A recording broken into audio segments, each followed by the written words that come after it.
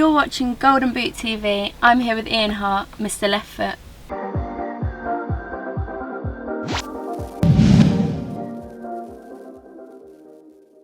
So Ian, first of all, how's life been off the pitch? What have you been up to? Well, it's nice to have a bit more quality time with my wife and the kids. Obviously, a life of a footballer, it's non-stop, so it's just nice to be able to take the kids to school and do a few activities with them. What do you do on a daily basis? Well, pretty much it's action-packed from about 6 o'clock in the morning, between the dog barking to let them out, and then the kids normally get up about 10 to 7, so it's normally then we just take them to school and do the jobs around the house or whatever, and get organised for the day. It's a bit different to training every day then? It certainly is. No, I still try and get to the gym, trying to keep as fit as you can do, but at least I don't have the pressures anymore. It's just I'm probably annoying my wife that I'm sat at home in the house, because she's used to having me out the door. But no, it's nice. I'm excited about the next challenge ahead. And I heard you're part of a restaurant business, La Sala. How did you get into that? Well, I first got involved in that with my agent, Robert Segal, who's looked after me for 12 years at Impact Sports. He was just on about it, when it started up between Stephen Carr, David Bentley, and I think it was 2 years afterwards that I ended up getting involved in, and now it's fantastic. We've got a couple of beach clubs down there, a nightclub, and it's doing really well, and we took the brand now to Chigwell and Essex as well.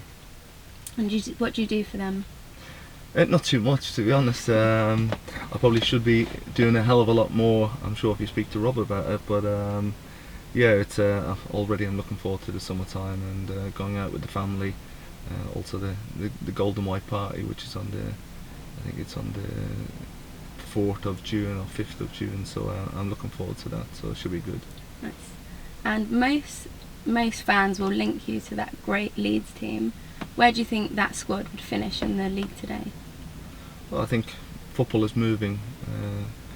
It's the pace in the game nowadays. But no, I think we'd do quite well. But for me, it's always disappointing with the squad that we had then.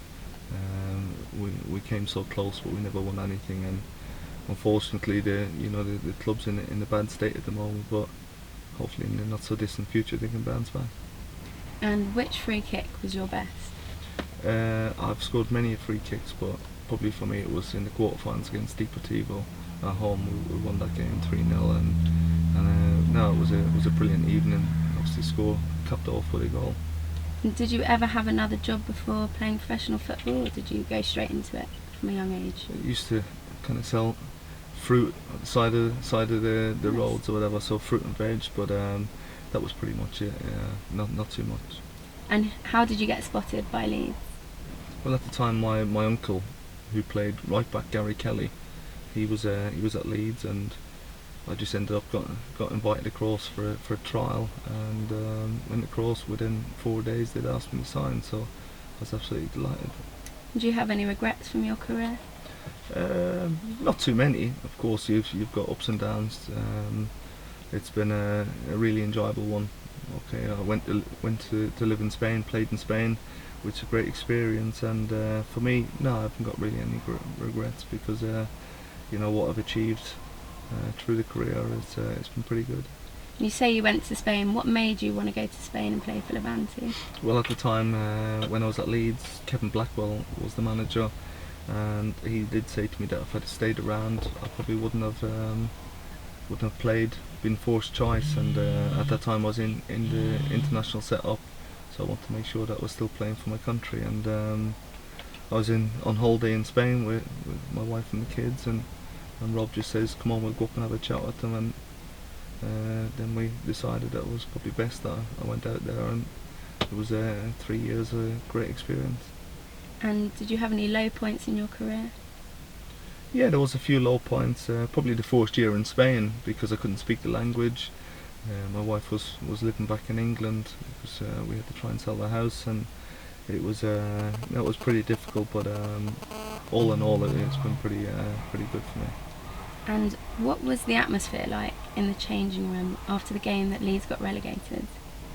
Yeah, for any professional footballer, yeah, you want to play in the highest stage and play in the Premier League. And of course, I've had a few relegations, and it's not nice.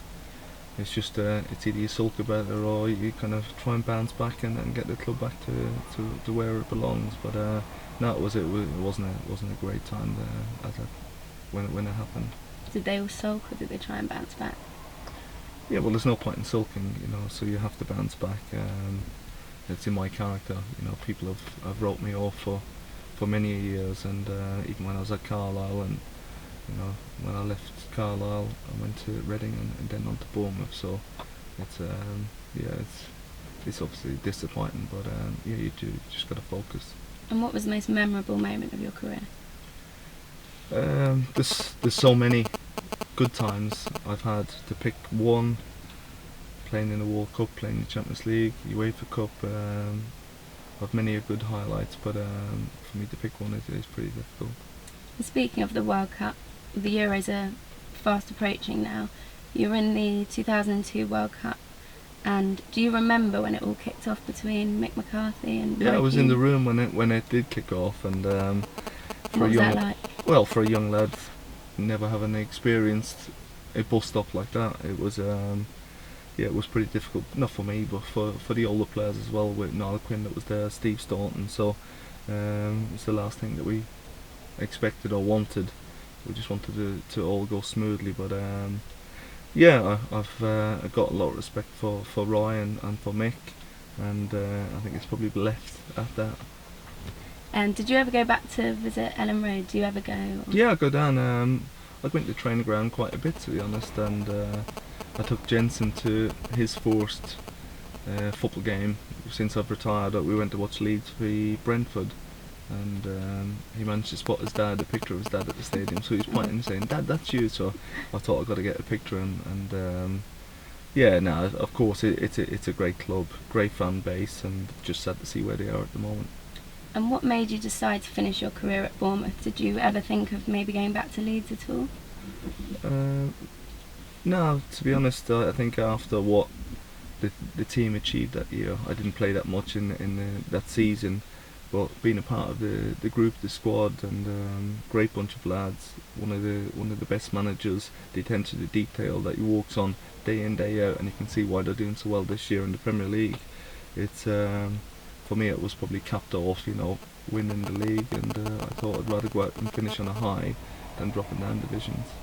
And coming back to Spain, how does it compare playing in La Liga to the Premier League? Yeah, it's a lot. Whoops, what's that? It's the plane. Yeah, it's a lot more relaxed over there. We had a great manager at the time, Bernd Schuster, who played for Real Madrid, Barcelona, Germany. I think he had a similar experience similar to Roy. I think he walked out on the national team, and yeah, it was for me it was a great experience. Where in the Premier League, it's what I mean, the fans are so passionate, and where if it's not going well over in Spain, they get the white handkerchiefs out. But great experience, and it was enjoyable. And a lot of players have got a good left foot, but what was it that made yours so famous? I've no idea. I scored a few goals as well, so it's for me. I think at the moment, as it stands, I think I'm third highest goal scoring defender in the history. John Terry's at the top. So for me, it's I just seem to put free kicks down or score a few headers as well, and luckily enough, the majority of them went at the back of the goal. Because whenever I mention you to anyone, they're like, "Oh, his left foot, that famous left foot." Did you ever have a pre-match ritual? No, just kind of got the ground a little bit earlier, going to get a massage. But no, there was certain players that would prefer to put the right boot on first or the right shin guard or whatever. But for me, no, I wasn't superstitious. And what's the weirdest ritual that you've ever seen, or did no one ever really have one? No, to be honest, the lads were quiet. Certain lads that have the headphones on. Everyone's got their different routines, but for me, I always just kind of tried to focus on what was ahead of me and trying to get the better of the opponent. And how far do you think Ireland will go in the Euros? I think hopefully they can do well. I think it's going to be difficult. I think as the Irish, as we are, we like to be the underdogs, and yeah, it's a difficult group. But I think going over there, expressing ourselves, we've got nothing to lose, and we've done it on many occasions before. We can get the results when we need them. Fingers crossed. And if you could have played with one player, past or present, who would it be? Well, for me, my hero when I was a young lad, I was a Liverpool fan, and I always dreamed of being Ian Rush. So before Ian Rush retired, he came to play for Leeds United. So I got the chance to play with my hero. He was my hero back then. So and I got a Christmas card off him. So you can imagine as a young lad getting to play with your hero, getting a Christmas card. How old were you? Oh well, I was young. Even when he went to Juventus, I had his strip and everything. So I was only about 8, 9 when I absolutely loved Ian Rush, and yeah. So to get to play alongside, to be sat in the dressing room having a conversation with your hero, and to be an unbelievable person as well. It was now for me it was the icing on the cake. And who's the best player that you've actually ever played with? It's a close one, probably between Roy Keane and Harry Kewell. Rye was a born leader on the pitch, the engine of the team, and then someone that I was very good mates with, Harry Kewell. I just give him the ball and let him get on with it. He had a great left foot as well, and great ability. Obviously left Leeds, went to Liverpool, got a few injuries, so it kind of went downhill a bit for him, but what a fantastic player. And who's the best player that you've ever faced? Best player? There's many players, like it could be Zidane, not that I'm name dropping, Figo, the Ronaldo. So there's Gabriela Batistuta. So there's some unbelievable players that I've delighted to have played against, and just a great experience to be on the pitch with gifted players like that. So again, picking one, it's difficult. There's so many top quality players. And random question. Right. But if you can invite anyone to a dinner party, dead or alive, who would it be? Jennifer Aniston. Why is that? I just always had a crush on her, so there's no other reason. That would be it. Yeah. Let's hope your wife's not watching then. Oh, she knows anyway. Yeah. I think she'd probably say she'd invite David Beckham. So Fair enough. I'd gotta agree get on with with that. it. Yeah. I'd agree.